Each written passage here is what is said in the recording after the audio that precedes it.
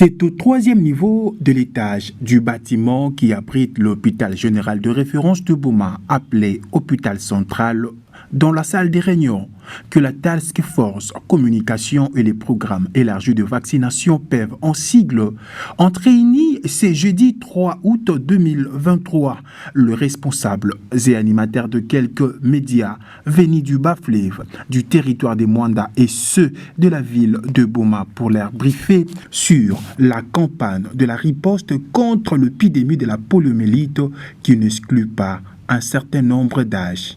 Et très généralement, les enfants en sont de vulnérables victimes. Au cours de ces assises, les hommes de médias ont échangé avec la présidente provinciale de la Task Force Communication du Congo central, Marie Ndita, et l'équipe du PEV sur les stratégies à mettre sur pied pour sensibiliser les parents de l'importance majeure de faire vacciner les enfants. Marie Ndita s'est dit satisfaite du déroulement de cet entretien avec le professionnel de médias et revient sur le but même de cette campagne. Je suis venue personnellement accompagner les personnels de médias par rapport à la campagne de riposte contre la poliomyélite. Nous savons qu'il y a près de 2-3 ans depuis qu'on a organisé cette campagne, mais la province est exposée par la présence de ces virus dans les autres provinces.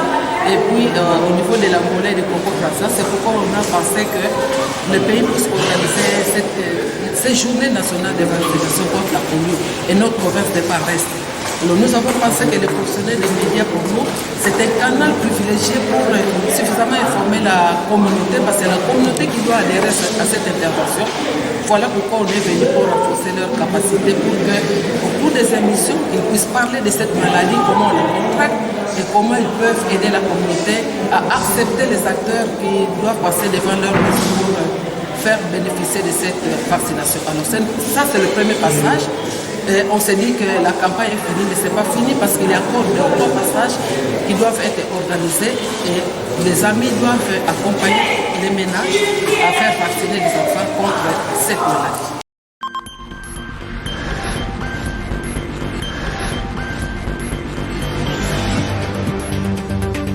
Délégation de la coordination d'études et d'investissement du Congo central accompagnée de scientifiques chinois ont présenté leur civilité ce jeudi 3 août 2023 auprès de l'autorité urbaine Senghor Mbutuyibu Kwakula avant de visiter le port international de Boma dans le but d'identifier les opportunités d'affaires à soumettre aux investisseurs chinois et ce, dans le cadre de la relance économique de la ville de Boma, telle que prônée par le gouverneur de province, Guy Bandou Ndungidi. Après avoir visité le port international de Boma, le coordonnateur de la coordination d'études et d'investissement du Congo central, Yves Vangou, s'est exprimé en ces termes. Qui a été planifié par son excellence monsieur le gouverneur, dans sa volonté de pouvoir tenir ses promesses pour le développement des activités économiques de la ville de Boma.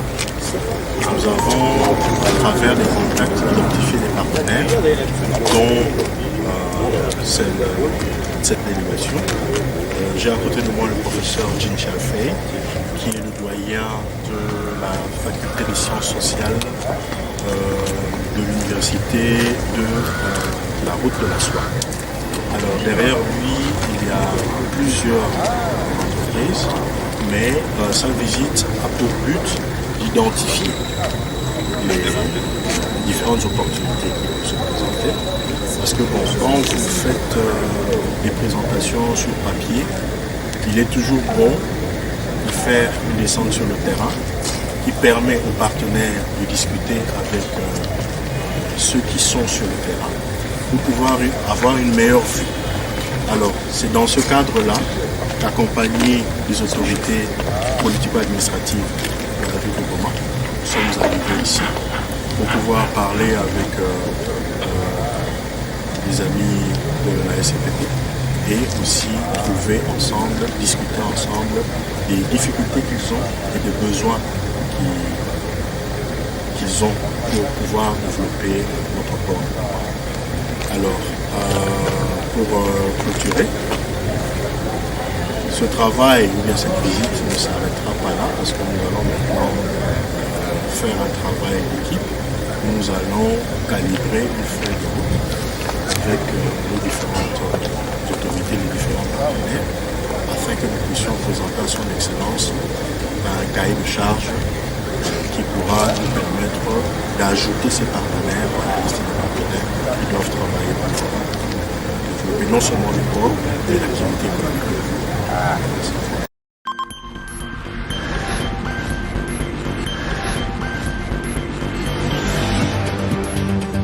En République démocratique du Congo, la date du 1er août est consacrée à la fête de parents et de morts.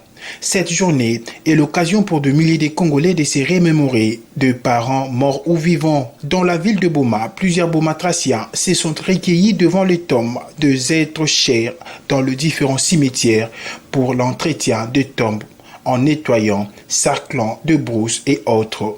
Un acte qui est encouragé, mais seulement les communs des mortels déplorent que cet entretien ne soit permis officiellement par l'État qu'après une année, alors que cela pouvait se faire même 3 fois l'année pour permettre de garder ces tombes en bon état. Car faute de l'entretien, les herbes ont poussé et les autres familles n'arrivent plus à découvrir les tombes de ceux qui l'ont été chers. Il sied d'interpeller les autorités que, outre la date retenue pour l'entretien de cimetières, l'État aussi peut mettre en place un service commis à l'entretien de cimetières pour permettre à la population de ne pas vite perdre les traces de leurs parents.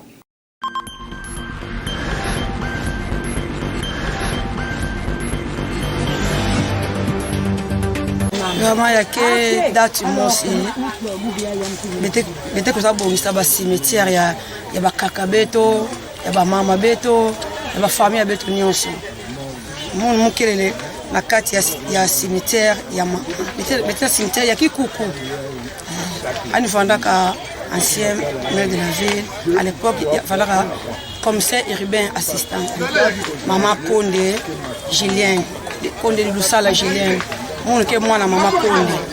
Mke mwana boma, me yunduka na boma, ya njaka mama, ani fandaka mwana boma, antanga na école Mamelo. Date ya bubu ya vraiment bete fandaka en famille, bete kuza bongisa ba cimetière ya ba mama ina bika beto bakoko ina bika beto. C'est la propriété, ça on a honoré bao.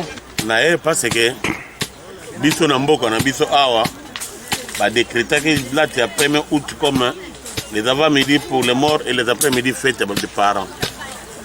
Mais moi je me demande chaque fois il faut ba meka kostala ba revoir statut ba tala ba loi mususu pour na mboka o. Ba cimetière comme tel toyaka une fois par an. Prenons l'exemple de cette ville de Boma, le cimetière la Kikuku oyo et commune na kati ya mboka na kati état na ngotara ndengezani. Mais surtout aux alaki na programme mobo l'état va voter ba loi mobo que cimetière est entretenu au moins 3 fois par an. On peut prendre une date au début de l'année, le milieu et puis la fin de l'année. Il y aura moyen d'entretenir ba biloko ezalaka to garder en propriété ngo ezalaka bien assuré. Mais boye déjà to créer ba insécurité en attendant ba cimetière est comme na kati ya ville. Na kati ya bandako pemele cimetière. Même quand avec Kamana Matete bien qu'il y a des problèmes là-bas, ça ce sont des faux problèmes d'abord. Donc voilà. En tout cas, pour rendre hommage à mes parents, bandeko, au président pour la mission. Mais tout aussi dans l'État. Na ba député, soit disant ba député, oui ba te ba na osala nini kuna, ba meko ko photographier ba loi, ba créer rapé, ba mona rapé musique. Va revoir qu'est-ce qu'il peut faire pour garder le cimetière propre. On vient ici, on met les feux partout, on regarde le cimetière. On a un poteau dans le cimetière, on a un moteur. Rien dans le cimetière, on a un moteur, mais les lots, on a un moteur, on a un carreau, on a un photo, on a chaque fois, on a une possibilité, les amis, pour nous regarder un bon salle à bloc.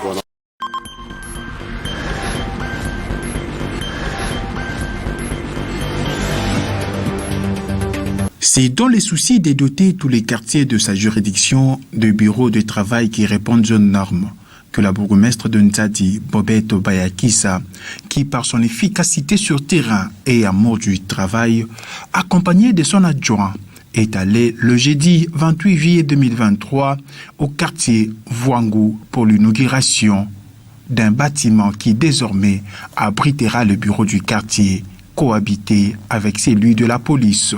Dans son adresse, Bobette Bayakissa fait savoir au sous-commissaire principal de la police, Roger Tamba, et le chef du quartier adjoint qui sera à leur compétence. Nzita Luzolo, chef du quartier adjoint de Voangou, a remercié la bourgmestre pour avoir doté les quartiers d'un bureau honorant le service qu'il est appelé à rendre à la communauté.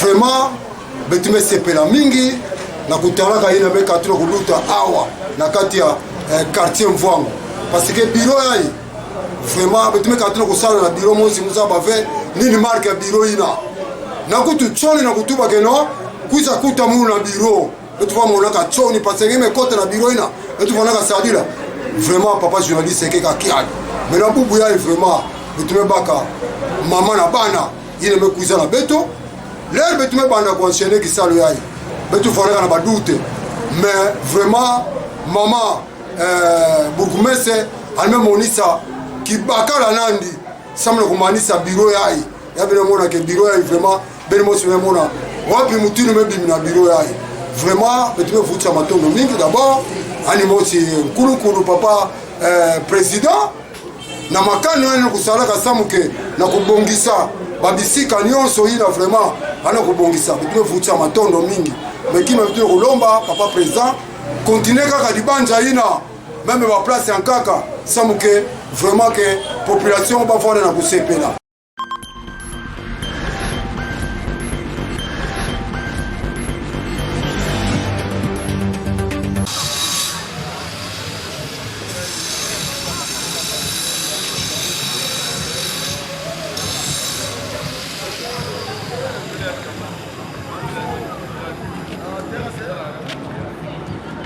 Les différentes entités diocésaines commises au suivi des travaux de construction du centre d'analyse du imagerie biomédicale, notamment le bureau diocésain de développement, le bureau diocésain des œuvres médicales, la Caritas, la polyclinique diocésaine de secours, la radio-télévision diocésaine Guizani RTDN et les Konoma diocésains ont visité le vendredi 4 août 2023 ces nouveaux bâtisses pour se rendre compte de l'état d'avancement des 10 travaux et préparer les visites administratives et techniques du comité national qui viendra sous peu. Les travaux du bâtiment administratif et celui qui va abriter les centres d'analyse d'imagerie médicale sont presque achevés et il ne reste plus que quelques petits travaux de finissage. Dans une décision signée le 3 août 2023, le Conseil supérieur de l'audiovisuel et de la communication CESAC en sigle a suspendu le professeur Boniface Kabissa de l'espace médiatique congolais pour 90 jours, soit 3 mois. Il est reproché d'avoir tenu des propos déplacés à l'endroit du président Denis Sassou Nguesso lors d'une émission sur Congo Web TV diffusée il y a quelques semaines. Ces propos ont été tenus suite aux accords signés récemment entre Kigali et Brazzaville. La République démocratique du Congo avait ouvertement manifesté son indignation, exigeant des sanctions contre ces criminologues, malgré ses excuses formulées plus tard dans l'émission Bossolona Politique, présentée par Israël Mutombo dit Sango.